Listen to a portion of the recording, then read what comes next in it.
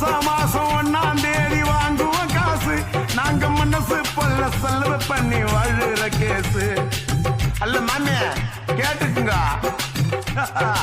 ஆனும் பொண்ணு ஆபீஸ்ல பாக்குது டியூட்டி.